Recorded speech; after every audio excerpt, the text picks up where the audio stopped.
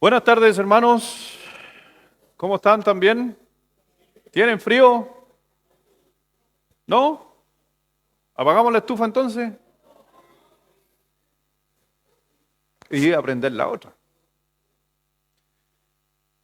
Bueno, estaba leyendo las noticias. Dicen que desde el 14 al 17 hay una ola de frío para nuestra región, así que por estos días acostúmbrese.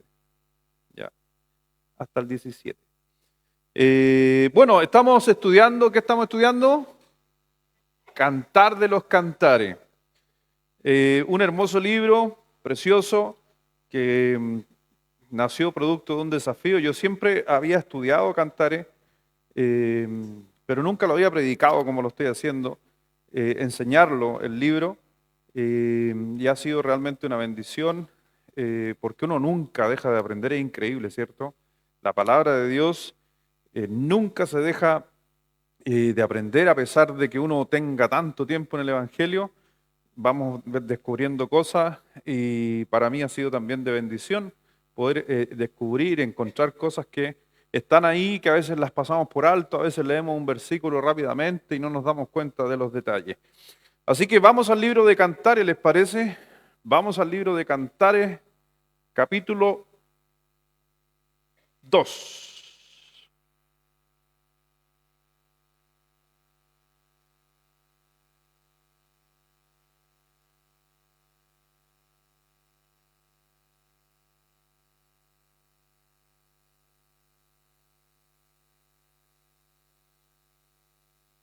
Vamos a cerrar el versículo que damos la semana pasada en el versículo 14, ¿se acuerda? Y quedamos ahí en cazando las zorras pequeñas. Así que vamos al capítulo 2 del libro de Cantares, capítulo 2, versículo 15.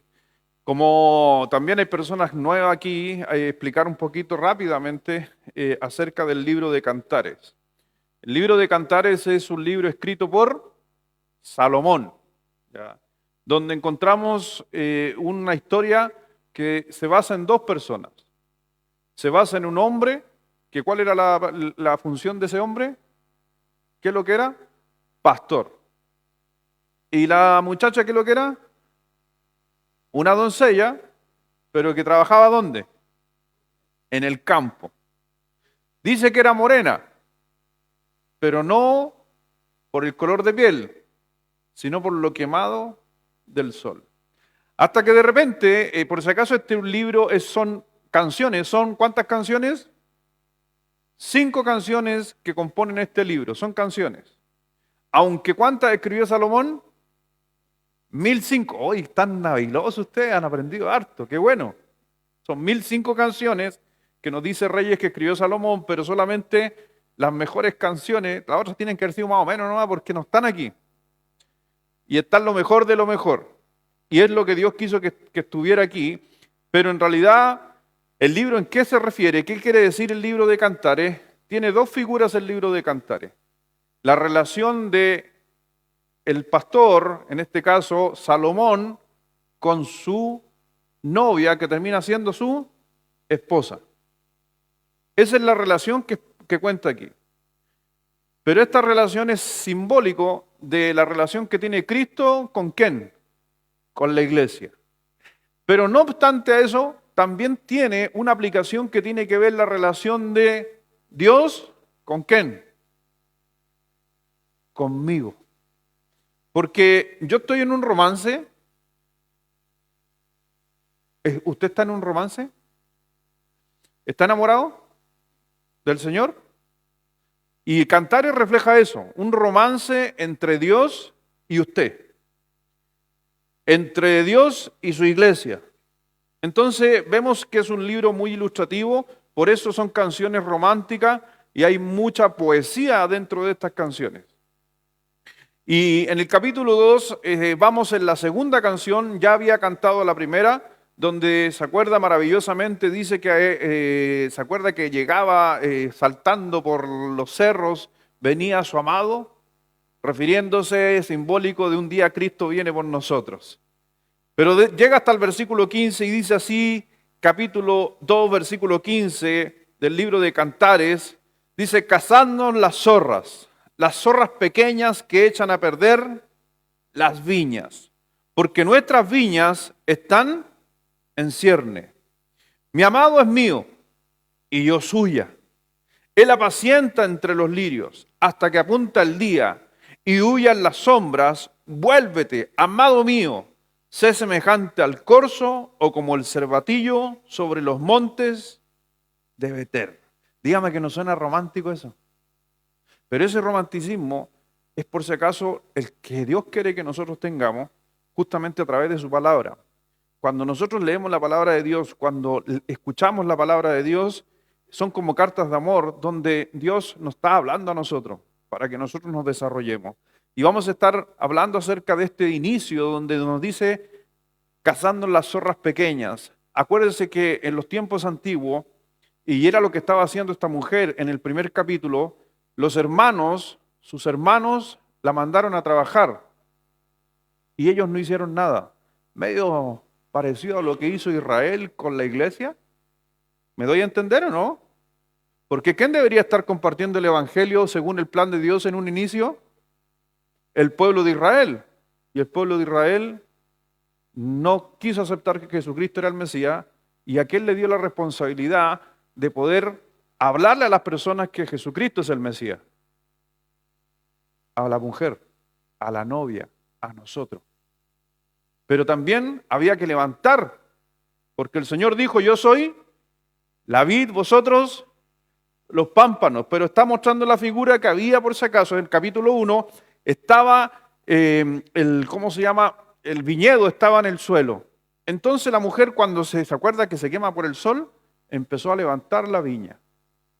Pero aquí llega una situación que sucede en el campo muy común, en algunas zonas, sobre todo de España, inclusive en el oriente, es que sabe que las zorras son buenas para la uva. ¿Y qué pasaría si el parrón estuviera en la tierra? Se comen toda la uva, entonces había que levantar las uvas. Y aquí parte esta enseñanza que tiene que ver con nosotros, cuando dice y nos habla de estas zorras pequeñas. ¿Qué son las zorras pequeñas que destruyen la viña? Porque si era una canción, era una metáfora. Y es una metáfora de la iglesia. ¿Qué son esas zorras pequeñas? Vamos a orar primero y después vamos a ver qué nos dice la palabra del Señor. Vamos a orar. Padre, gracias a Dios te damos en esta noche por permitirnos llegar aquí a tu casa a poder estudiar acerca de la palabra de Dios y en especial este libro. Mi Señor, instrúyenos a través de tu santa palabra y que el Espíritu Santo haga su obra en nosotros, el poder comprender, entender cada una de estas enseñanzas que encontramos en la Escritura. Gracias, Padre, por habernos amado, Dios. Tú nos amaste a nosotros y nosotros simplemente fuimos en respuesta de ti. Gracias por todo lo que haces por nosotros, por tu iglesia, que la amas y que diste tu vida por ella. Gracias, mi Señor, por este tiempo, por cada uno, por personas que nos están acompañando en este lugar por primera vez. Tú le estés llenando de bendición, sabiendo de que están en el lugar correcto, que es escuchar la palabra de Dios más allá del lugar físico. Gracias, mi Señor, por todo. Bendice a nuestros niños, cuídalos también en esta noche, en el tiempo frío, pero sabemos que cuando te agradamos a ti, Dios, tú te encargas también de nuestra salud, de todo, mi Señor, y nos abrigas. Que así sea, mi Señor. Bendice nuestras vidas en el nombre de nuestro Señor Jesucristo. Amén. Bueno, la teología o dentro de los estudiosos han hablado acerca de estas zorras pequeñas. ¿Y qué quiso decir Salomón? Cazando las zorras pequeñas que echan a perder la viña. La viña. Sabemos que Jesucristo es la vid, pero nosotros somos los pámpanos, las ramas que dan frutos. Pero esos frutos se empiezan muchas veces a perder porque hay cosas en nuestra vida que empiezan a afectar. Y simplemente cuando la teología mira este texto, simplemente ve cosas que corrompen nuestra vida. Y cuando hablamos de zorras pequeñas, usted si pudiera ver una pequeña zorra, usted va a ver en un gran parrón, ¿qué hace una pequeña zorra comiéndose una uva? Uno considera que le va a ser un pequeño animalito comiéndose una uva. Pero ¿qué pasa cuando eso es constante? Y eso sucede en nuestra vida. Y mire, por favor, vamos al libro de Lucas. Deje una cintita ahí o un separador de Biblia en el libro de Cantares. En el libro de Lucas, capítulo 3, versículo 11.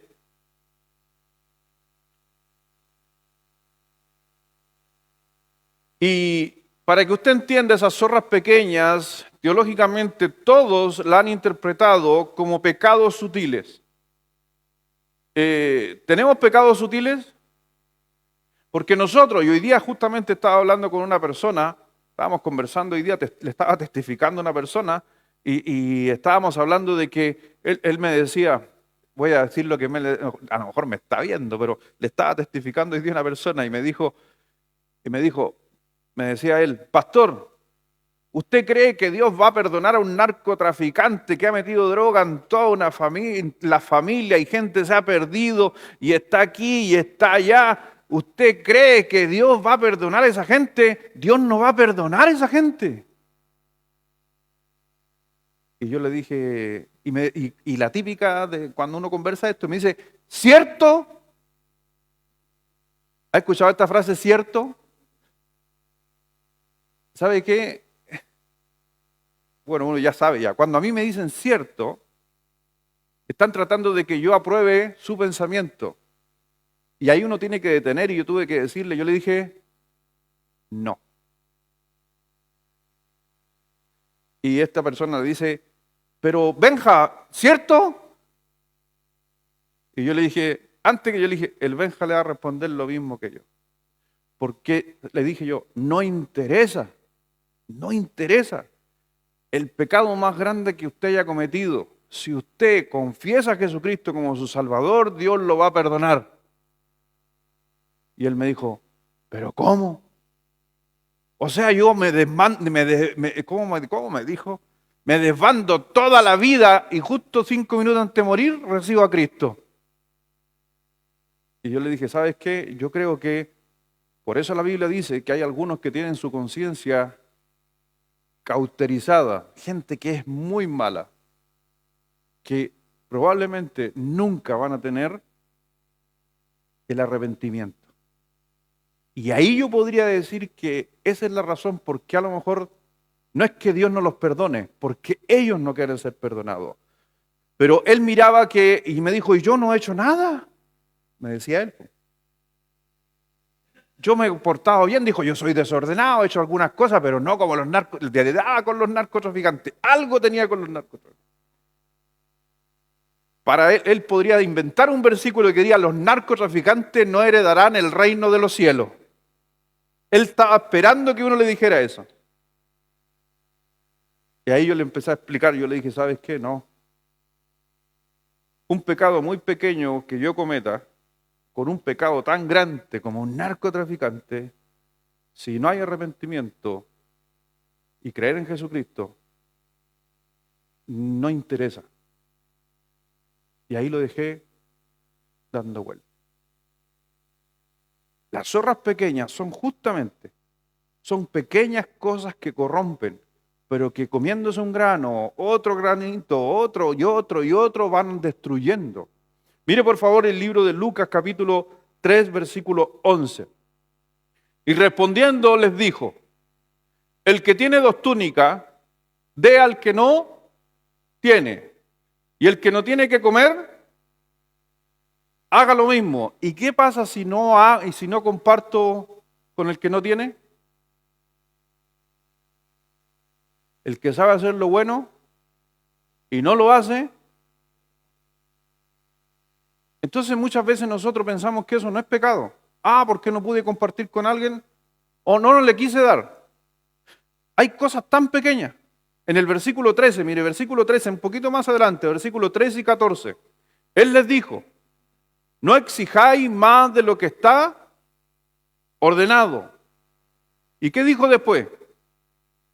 También le preguntaron unos soldados diciendo, ¿y nosotros qué haremos? Y él les dijo, no hagáis extorsión a nadie, ni calumniéis, y contentaos con vuestro ¿Podemos levantar falsos testimonios de una persona? ¿Y eso no es pecado? Es pecado. Solamente que cuando decimos cosas con nuestra boca, sin saber, sin verificar la fuente, solamente porque nos llegó al oído y seguimos repitiendo eso, pensamos que no es pecado. Y esos son nuevamente algunos textos que la Biblia mencionó simplemente por escuchar. ¿Se acuerda usted, Juan el Bautista, por qué fue cortada su cabeza?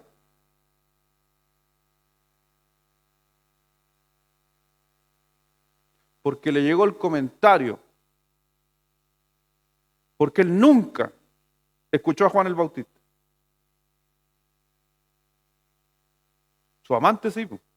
Y su amante fue a decirle a Juan el Bautista, le fue a decir a su amante que Juan el Bautista andaba diciendo esto y esto y esto. Cosas como esas vamos a encontrar en la Biblia. Mire por favor en Santiago, capítulo 4, versículo 17, que era el pasaje que recién citaba. Son pecados, por si acaso, que perjudican la comunión, el compañerismo, muchas veces entre los creyentes, arruinan a la vida cristiana. Por eso el Señor dijo en Santiago 4, versículo 17, el que sabe hacer lo bueno y no lo hace, le es pecado. ¿Alguna vez, aquí hay una zorra pequeña, voy a mencionar una zorra pequeña. ¿Alguna vez alguien te ha pedido que ores por ti? Oye, hermano, ¿puede orar por mí? ¿Alguien te ha pedido que ores por él? ¿Cuántos se olvidaron de orar? Pero sean sinceros, ¿cuántos nos olvidamos de orar por esa persona? ¿Alguien? Ya. Esa es una zorra pequeña. Vamos a Primera de Samuel.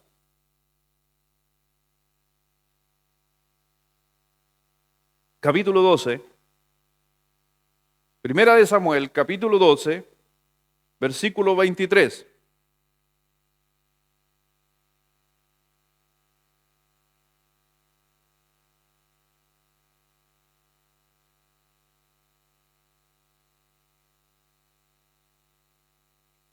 ¿Lo quiere leer usted? Léalo fuerte, por favor, en esta noche. Ahí está en pantalla, todos juntos, fuerte, respetando las comas. Aunque ¿sabía usted que la Biblia fue escrita sin comas? El Antiguo Testamento.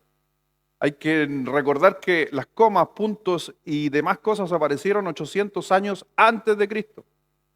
Por eso era muy complejo y muy difícil que la gente o el pueblo de Israel leyera la Escritura, porque estaba todo junto. Y para eso existían, ¿quiénes? Los escribas. Y los escribas eran tan expertos que ellos podrían ir separando, ir armando la frase. Por eso eran importantes los escribas. Era muy importante. Dice así todos juntos. Usted me levantó la mano y me dijo, sí, pastor, yo me he olvidado de orar por alguien. Mire lo que dijo el Señor en la Escritura. Todos juntos, a la 1, a las 2 y a las 3.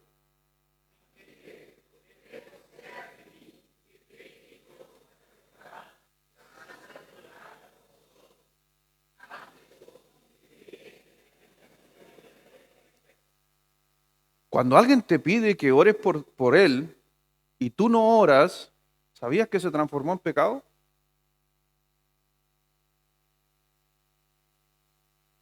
Ay, la hermana Mina dice, no, no. Sí, lo que pasa es que para nosotros esas cosas no son pecado. Pero el que sabe hacer lo bueno, aplicamos ese simplemente. El que sabe orar por otro es bueno. Y si te pidió que oraras por él, ¿es algo bueno? Y no lo hiciste. ¿Es pecado? Pero es una zorra pequeña. No nos damos cuenta. Pero ¿saben cuál es el problema con las zorras pequeñas? Es que yo me puedo olvidar de orar por alguien. El problema es cuando me olvido demasiadas veces, empiezo a hacerme daño. Porque como la zorra va comiendo de a poquitito cada racimo, pensamos que una uvita no va a pasar nada. Pero cuando empieza a comerse todos los días una uvita, y eso es lo que está mencionando muchas veces aquí en la Escritura, que estas cosas tan pequeñas como dejar de orar por una persona y ya no quiero orar por nadie. Es una zorra pequeña que se ha comido un gran viñedo. Cosas como esa. Por eso hoy día a veces no nos damos cuenta de aquellas cosas. Por eso, por ejemplo, en Santiago capítulo 2, versículos 8 y 9. Otra zorra pequeña. Estoy mencionando algunas zorritas pequeñas para que usted pueda entender. En Santiago 2, 8 y 9. Yo sé que cuesta, pero es así. En Santiago 2, capítulo 8 y 9, dice, si en verdad cumplí la ley real. ¿Cuál es la ley real? Amarás a Dios sobre todas las cosas y amarás a tu prójimo. ¿Por qué es la ley real? Porque la dijo el Rey de Reyes.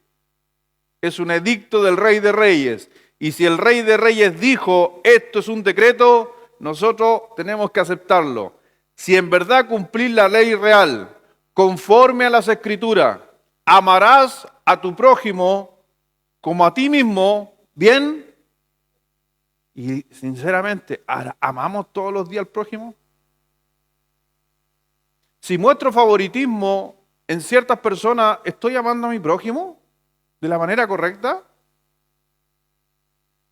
Cometemos pecado y somos culpables por la ley real.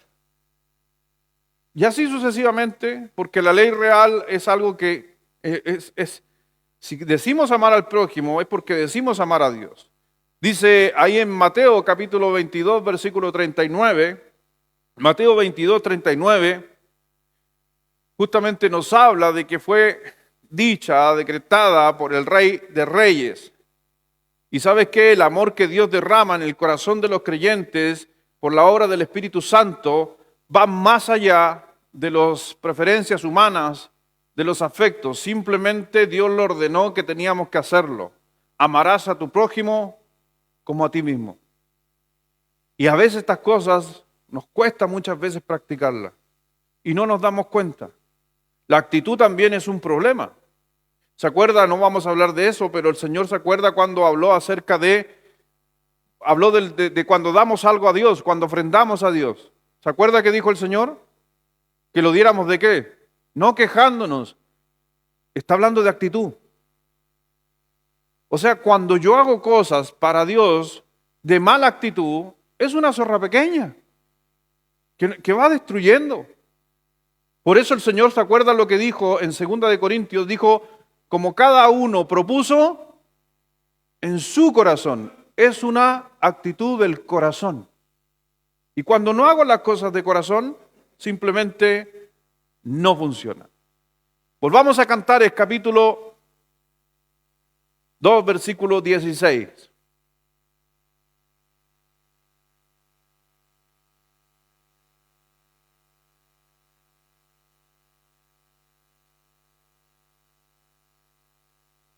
Aquí podríamos hablar que comienza, porque cuando uno corta la escritura, ¿sabía usted que lo que hacemos, bueno, cuando uno predica, los que han predicado lo saben bien, uno tiene bosquejos. O cuando leemos un texto, los bosquejos están cortados. ¿Se ha dado cuenta? A veces está en la Biblia, está cortada, parte el capítulo 1 y termina en tal parte, y después viene un título puesto por el hombre, pero el capítulo 2 debería en estructura terminar en el versículo 15. Porque el versículo 16 ya es parte del capítulo 3. Estoy hablando de sección. Nuevamente, acuérdese que no habían capítulos en la Biblia antes del año 800, antes de Cristo. La división fue puesta, ¿sabe quién puso todo esto? ¿Sabe quién puso los capítulos? Fue un monje católico. Ni siquiera fuimos nosotros. Pero damos gracias por ese hombre, ¿cierto? Que nos pudo ordenar la escritura. Por si no lo sabía. ¿Ya? Dice en el versículo 16, mi amado es mío y yo suya. Él apacienta entre los lirios. Hasta que apunta el día y huyen las sombras, vuélvete, amado mío. Sé semejante al corzo como el cervatillo sobre los montes de Beter. Mi hermano, si usted no se da cuenta, aquí la canción de Salomón expresa el estado espiritual de esa relación, pero simbólicamente es la relación del Señor Jesucristo con el creyente. La frase, y dése cuenta que es una frase maravillosa, porque no sé si usted la aplica a su vida. Mi amado es mío y yo suya. ¿Usted podría aplicarla a su vida? Están medio callados. ¿Quién es la mujer? Pero le dije, ahora en esta parte lo está haciendo personal. Mi amado es mío. En esta historia, ¿la mujer quién es? Yo. Tú. Y mira el texto lo que está diciendo. Mi amado es mía y yo suya. Mi hermano, es una expresión maravillosa del adueñarse de nuestra condición como la esposa del Señor. Cristo es mío. Cristo es tuyo. Y date cuenta lo que dice con mucha autoridad. Mi amado, Cristo es mío, está diciendo esta mujer representándonos a nosotros. Y yo, ¿de quién es usted? Es una expresión maravillosa. Maravillosa.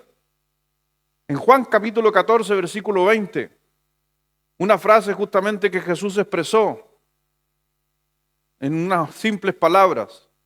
Juan 14, 20.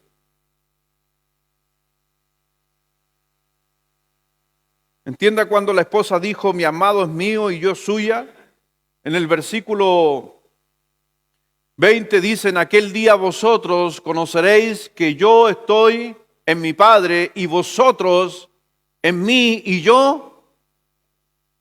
Es una expresión muy similar. Él es mío, yo soy tuyo. ¿Has escuchado eso?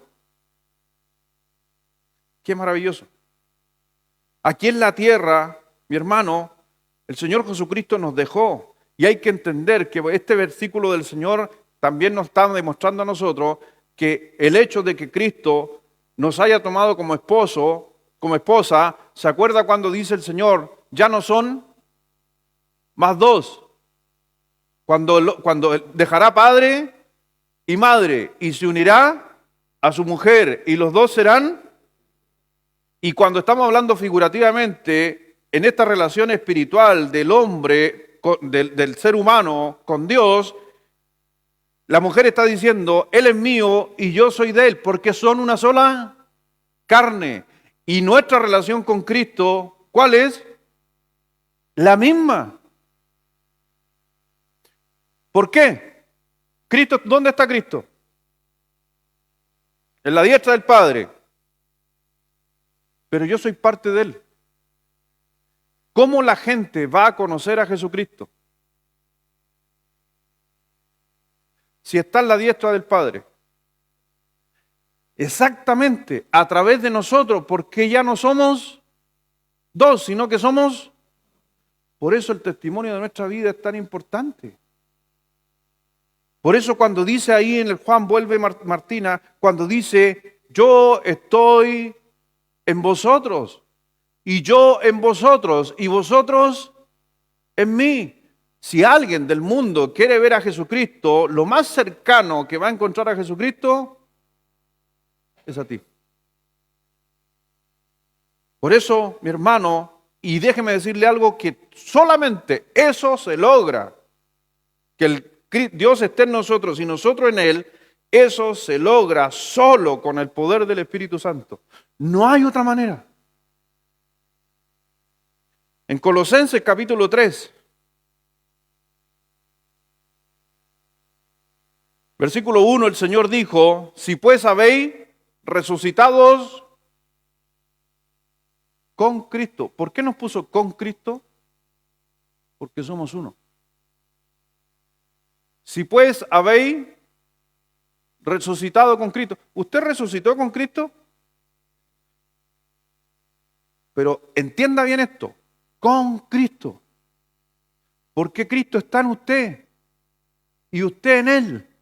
Por eso dice, mi amado, yo soy su amada y Él es mío. Así que de un punto de vista espiritual, por eso estamos en uno. Por eso el Señor nos habla a través de la palabra de Dios, y ahí en Colosenses, capítulo 3, versículo 1, dice, pues habéis resucitados con Cristo, buscad las cosas de arriba. ¿Por qué hay que buscar las cosas de arriba? Porque allá está Cristo sentado a la diestra de Dios Padre. ¿Por qué yo tengo que buscar a mi amado, que es Cristo? Por eso, mi hermano, el Señor dice en su palabra, por el hecho de establecer esa relación, y aquí en el capítulo 3, por si acaso, es cuando el esposo termina llevando a su esposa al palacio, y lo vamos a estar viendo, porque ya pertenecemos a Él. En 1 Corintios 3, versículo 21 al 23, el Señor justamente habla de esa gracia infinita y que todos somos ricos en Cristo Jesús. ¿Usted lo cree eso? Porque Cristo está en nosotros, así que yo soy rico. Es por eso que el Señor el Señor aborrece la jactancia. ¿Por qué? Porque lo que tiene Álvaro, hermano Álvaro, lo que tiene hermano Álvaro y lo que tengo yo, hermano Álvaro, que me echa tanta talla, mire, ve, hermano Álvaro, lo que tiene hermano Álvaro en riqueza es exactamente la misma cantidad que tengo yo en riqueza. Por eso, en Corintios, el Señor se molesta y nos habla en toda su palabra que yo no tengo que por qué jactarme que tengo más que mi hermano.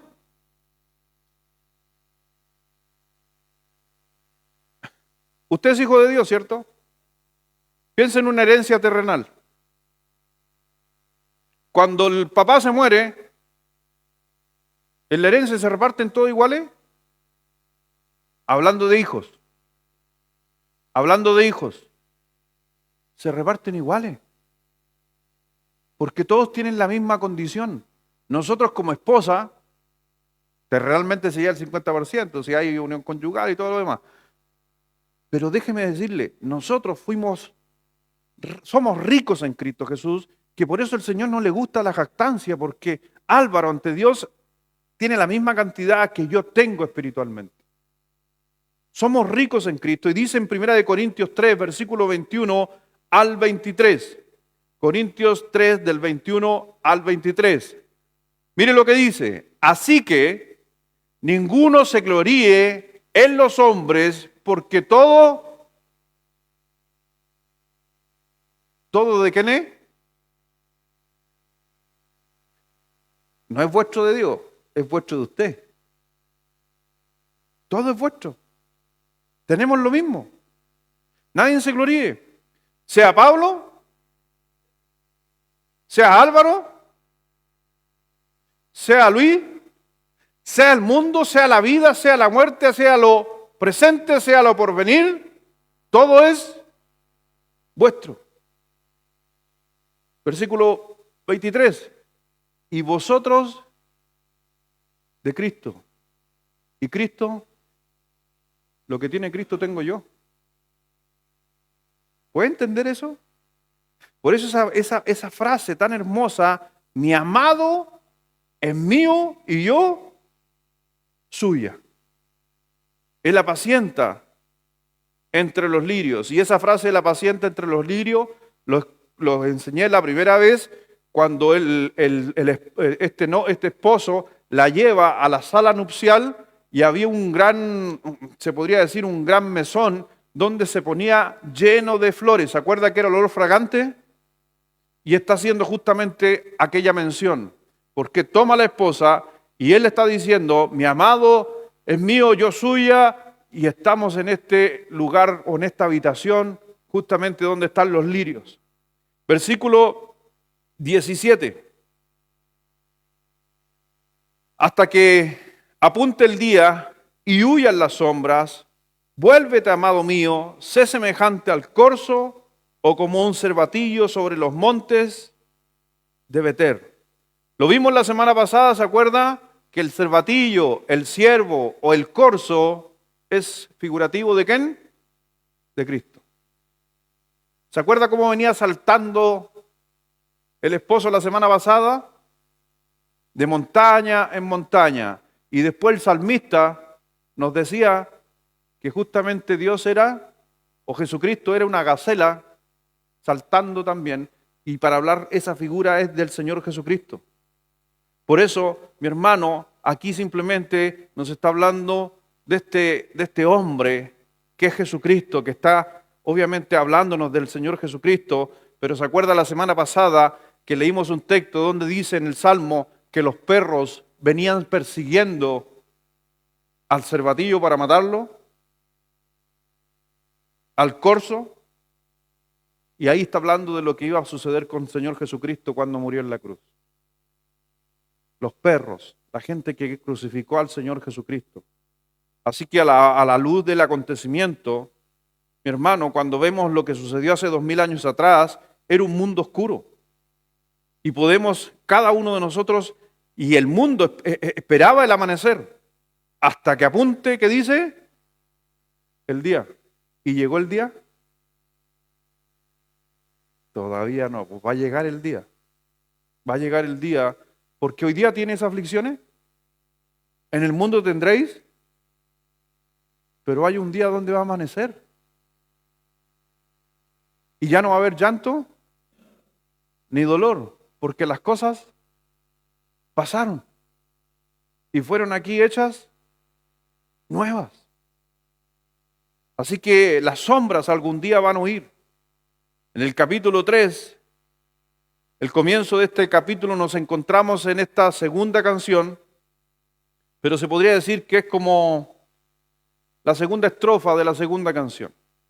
Y leemos el versículo 1 y versículo 2. Léalo fuerte, se los dejo a ustedes.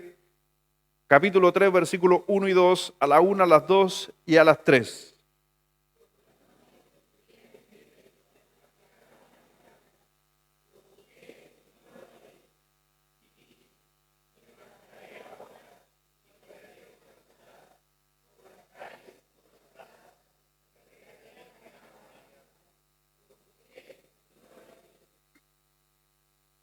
Señora, ¿se la ha perdido alguna vez el marido? Hermana, ¿se la ha perdido alguna vez el hermano Aldo? Pobre de Aldo, no se vaya a perder. No, no, levante la mano mejor, quédese ahí no va. Pero hay que entender la figura, que la mujer es llevada ¿a dónde? Al palacio. Fue llevada al palacio. Y de repente despertó y no está el esposo. ¿Qué pasaría? Póngase usted en la figura, que está con su amado, en plena luna de miel, y de repente mira al lado en la mañana y no está el esposo. Y la desesperación que muestra la historia, apasionada, dice que no lo halló, y que empezó, lo busqué, ¿qué dice? Y no lo hallé. Por las noches busqué en mi lecho al que ama mi alma. Lecho se está refiriendo al dormitorio. Y dije, me levantaré ahora y rodearé por la ciudad, por las calles, por las plazas. Buscaré al que ama.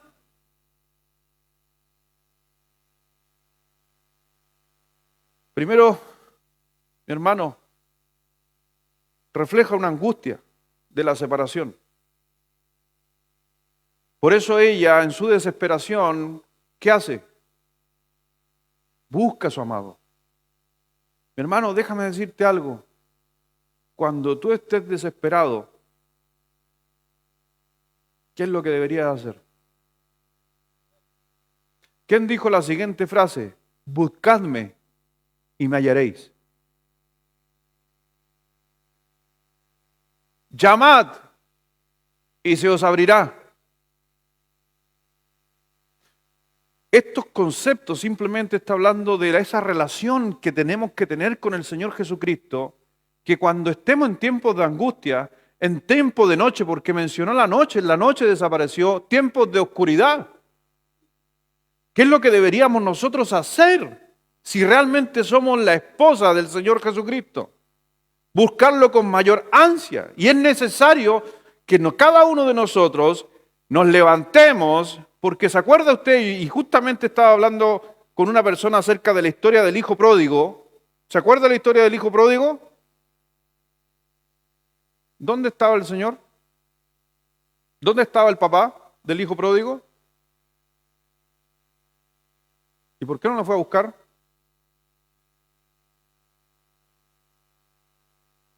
¿Por qué la historia, el esposo no fue a buscar a su esposa? ¿Sabe por qué? Porque es nuestra necesidad, nuestra razón de vivir, de yo buscar al Señor. Por eso el Señor dijo, buscadme. El Señor dijo, venid a mí, todos los que estáis cansados, trabajados, pero miren las palabras, ven, busca, acércate. ¿Sabe que hay mucha gente a nuestro alrededor que quiere creer en el Señor Jesucristo, pero no le busca? No se acerca. Y hoy día, lamentablemente, muchas personas no encuentran a Cristo por el solo hecho de que no buscan a Cristo. Por eso me alegra tanto cuando veo personas que dicen, el otro día estaba hablando con un matrimonio que ha venido 2 veces en la noche, dos domingos en la noche, y me puse a hablar con ellos. Yo le dije, ¿y cómo llegaron aquí? Y me dijo, no, es que mi mamá antiguamente participaba en una iglesia bautista y me decía, hijo, o hija, no me acuerdo quién de los dos era, busque una iglesia, no se aleje del Señor, busque una iglesia. Y dice que estaba en su casa, pescó el teléfono, googleó Iglesia Bíblica Bautista y le salió esta. ¿Sabe que me alegra tanto por ese tipo de personas? Porque en toda la desesperación del mundo que hay, todavía hay personas que buscan de Dios. Y adivine cuándo buscan a Dios. Si tú buscas a Dios, te digo algo, lo vas a encontrar. Si tú estás en tiempo de angustia, busca al amado. Búscalo. Anda tras él. En Santiago capítulo 4,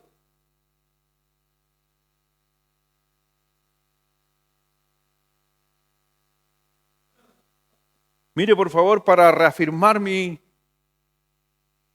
posición en cuanto a lo que acabo de decir. Santiago capítulo 4, versículo 8.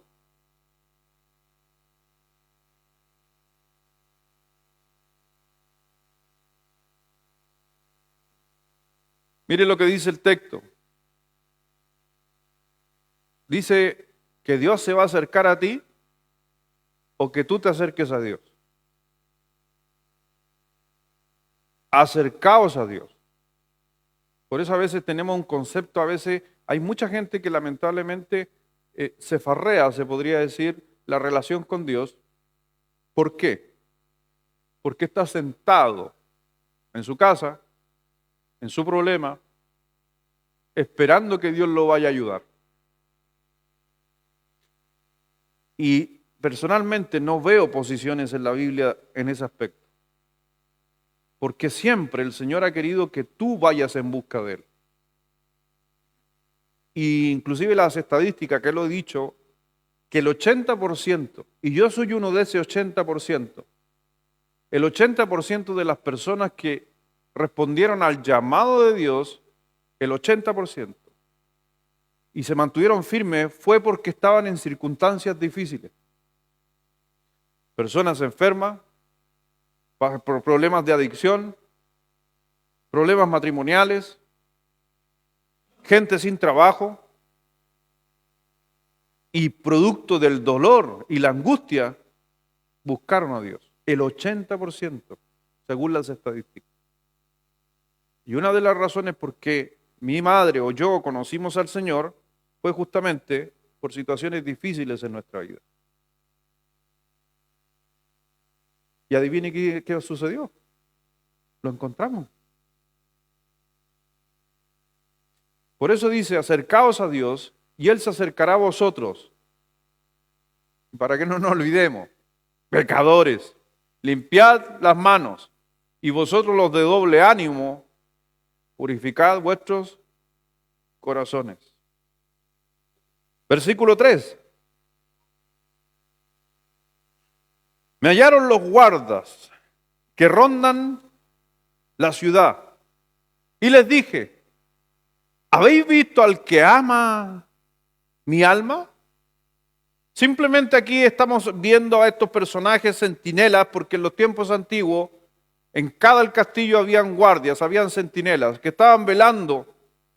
Y dice que buscó ayuda para encontrar. Le digo algo, hermano, siempre van a encontrar personas que buscan a Dios, van a encontrar centinelas. Y muchos de ustedes podrían ser centinelas.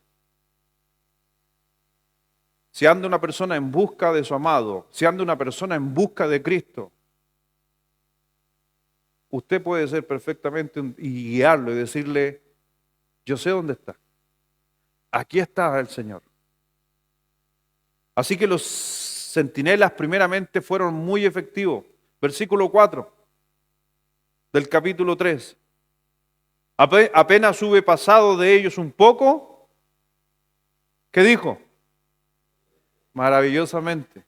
Cuando personas han venido a hablar contigo y tú le has dicho, pero mira lo que dice la Biblia, te quiero dar un versículo. Y las personas conocen a Cristo o encuentran a Cristo. A veces los cristianos estamos medios tristes y hablan contigo y tú los llevas al Evangelio, les das una palabra y los pones nuevamente en posición delante de su amado. No te olvides nunca que tú puedes ser un centinela y Dios te puede ocupar como un centinela.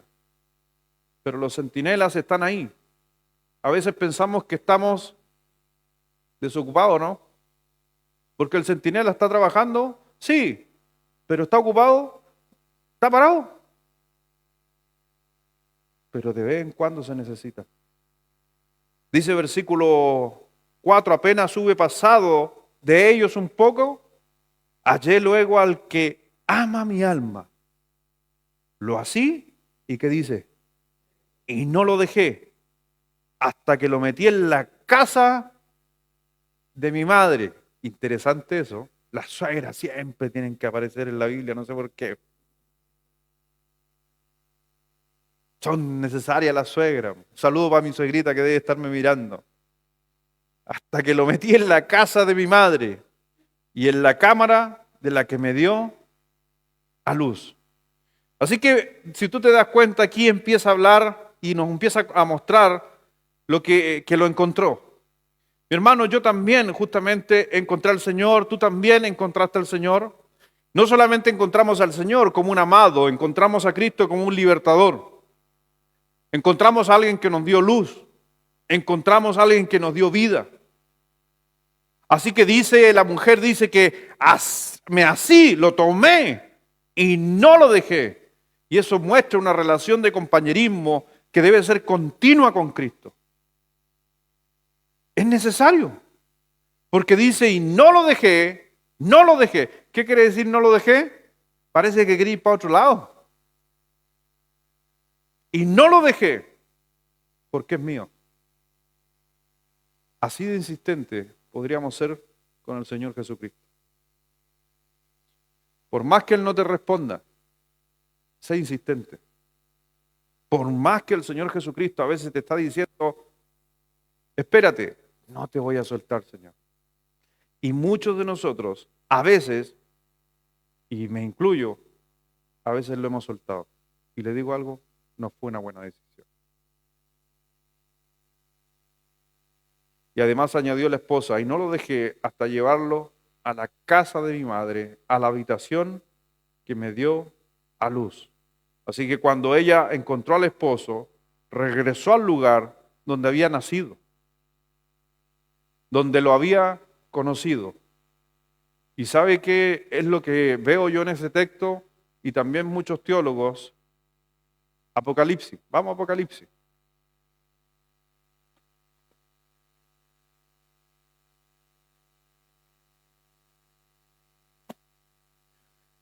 Capítulo 2.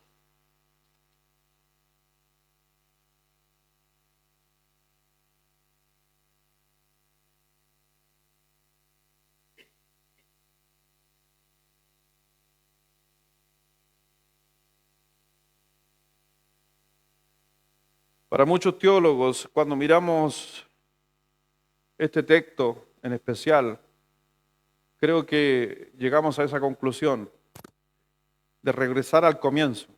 Por eso dice, y lo llevé a donde nací. Cuando tú estabas y conociste al Señor, ¿te acuerdas del amor que tenías por el Señor? ¿Te acuerdas cuando fuiste salvo? ¿Te acuerdas qué hacías por el Señor? ¿Te acuerdas la cantidad de que orabas? ¿Te acuerdas la cantidad de veces que le comentabas a tu gente, vecino, familia? ¿Te acuerdas que no hallaba la hora para volver a la iglesia y estar aquí? ¿Te acuerdas de tantas cosas que hacíamos? Porque también me acuerdo. Y cuando dice que cuando lo encontró, lo volvió al lugar del nacimiento. Para muchos es lo que el Señor nos estaba recalcando en Apocalipsis capítulo 2, versículo 2. Yo conozco tus obras y tu arduo trabajo y paciencia, y que no puedes soportar a los malos, y has probado a los que dicen ser apóstoles y no lo son, y los has hallado mentirosos. Y has sufrido, y has tenido paciencia, y has trabajado arduamente por amor de mi nombre, y no has desmayado. Pero tengo contra ti que has dejado tu primer amor. Y eso es lo que muchos piensan, que esta mujer siempre está recordando que tenemos que volver al inicio, a volver a enamorarnos de Dios, volver a hacer las cosas, porque después la solución de un conflicto, la solución que a mí me ha ayudado mucho, por si acaso, cuando personas, y esto a lo mejor sacándolo fuera del contexto, para aplicar el texto de la Biblia, a veces han venido a hablar conmigo, me dicen matrimonio, me dice pastores que hoy día ya no es lo mismo, ya no siento lo mismo por ella, pastor, yo no sé qué nos está pasando.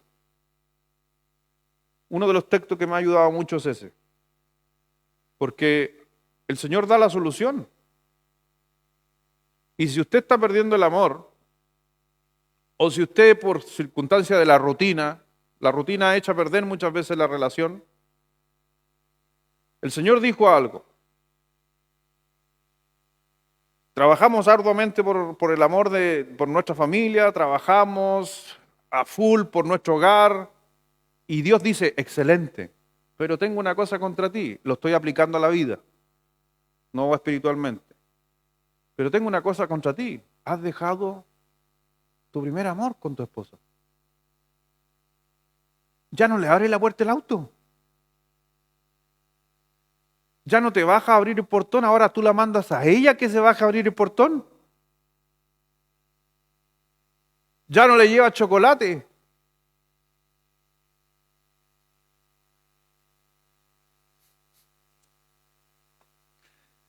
¿Se acordaron ustedes del primer amor a cómo están hoy día? Y yo por eso les digo que me ha servido mucho este texto, porque no es algo mío, es algo de Dios. El versículo 5 da la solución cuando estamos pasando esas etapas en nuestro matrimonio. Se puede aplicar al matrimonio, en las relaciones, pero acuérdense que se está refiriendo al Señor. ¿Cuál es la solución si estoy perdiendo ese amor? Recuerda, versículo 5, por tanto, ¿de dónde has caído? Y arrepiéntete. Primero échate una mirada y date cuenta de que si tú dejaste de hacer lo que hacías antes, el que sabe hacer lo bueno y no lo hace, por eso dice, arrepiéntete. Y aquí está la clave. ¿Cuál es la clave? Y haz las primeras obras. ¿Quiere activar su amor?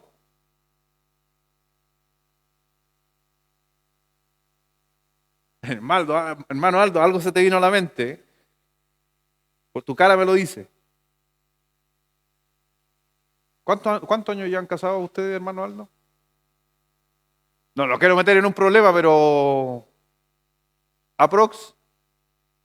Pero no la mire a ella, si usted respóndame.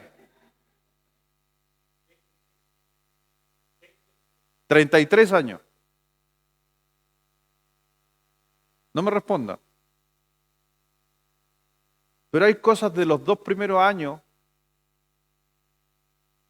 que se dejaron de hacer,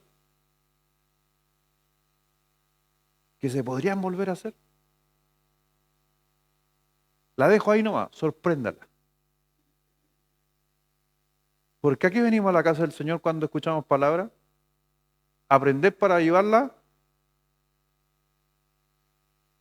Estoy mirando a mi señora allá atrás. Te voy a sorprender.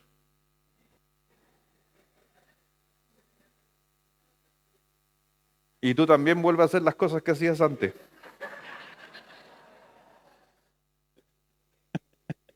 Tengo para los dos lados, si tiene que. Recuerda, por tanto, de dónde has caído y arrepiéntete. Y haz las primeras obras, pues si no, vendré pronto a ti y quitaré tu candelero de su lugar, si no tuvieses. Así que simplemente para los matrimonios aquí, los que están acá, hagamos cosas que no hacíamos antes y estamos más o menos nomás. Y te vas a dar cuenta como Dios, lo que Dios dice es verdad. Dios no es hombre para que mienta.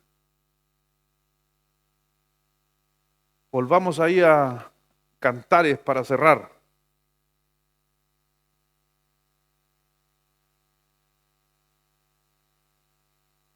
Después del encuentro maravilloso que veíamos en el versículo 4, hasta que lo metió en la casa donde había nacido, dice versículo 5, yo os conjuro, oh doncellas de Jerusalén, por los corzos y por las siervas del campo, que no despertéis ni hagáis velar al amor hasta que quiera. Eso lo alcancé a explicar un poquito la semana pasada. ¿Dónde está el Señor hoy en día? A la diestra del Padre. Y cuando venga por segunda vez, no arrebatamiento, cuando venga por segunda vez, ¿cómo va a venir? Como león. Viene con juicio, viene con copas que se derraman sobre la tierra, viene con trompetas, todo simbólico, pero todo significa y todo termina en un punto, juicio y destrucción. Piense usted en el último texto que estábamos viendo, y la doncella, yo, tú, le está diciendo, no despertemos al novio.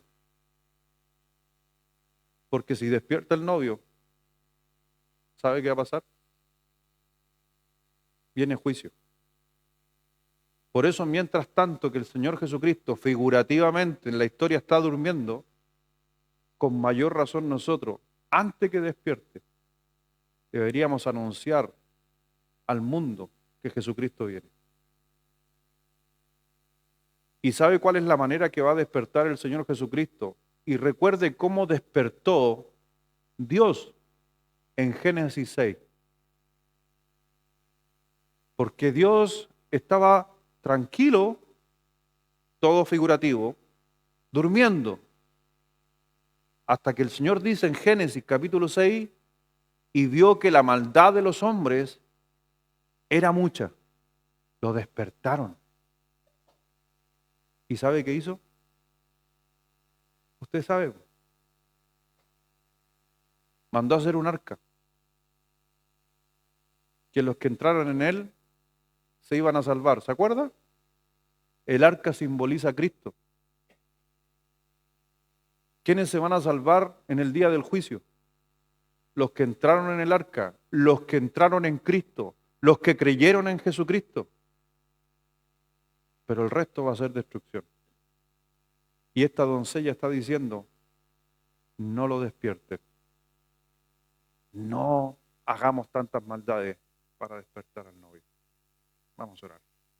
Padre, gracias Dios, gracias Señor por tu enseñanza, por tu palabra. Gracias Dios por este maravilloso libro que nos habla de esa relación que tenemos contigo. Dios, en el nombre tuyo, por favor, ayúdanos a entender algunos de estos textos, aplicarlo a nuestra vida, como aquellos que cuando no encontremos al esposo estemos frustrados, angustiados, lo busquemos, porque el que busca, halla. Así que gracias Dios porque nos das una esperanza a aquellos que están pasando necesidad, dificultad, situaciones difíciles. Busque con mayor razón a su esposo, a Jesucristo el Señor. Pero también hay que recordar, y para al final nos decía el cierre, no despertemos al Señor con nuestras zorras pequeñas, con nuestras maldades y como el mundo hoy día está. Por eso, mi Señor, ayúdanos a seguir mejorando y también ayúdanos a poder hablar y enseñarle a la gente que tienen que buscar a Cristo como su único y suficiente Salvador. No podemos callar, no podemos ser oscuridad, tenemos que ser una luz sobre un almud. Y Señor, bendice nuestras vidas. Gracias por habernos amado, porque realmente somos tu esposa, Dios. Y nos amas y diste todo por nosotros. Gracias por la esperanza. Gracias porque puedo entender que hay veces que te tengo que buscar desesperadamente. Y doy gracias por aquellos centinelas, por aquellas personas que tú pones, Dios, que nos guían muchas veces a donde tú estás. Gracias, Padre mío, bendice nuestras vidas en el nombre de nuestro Señor Jesucristo. Amén.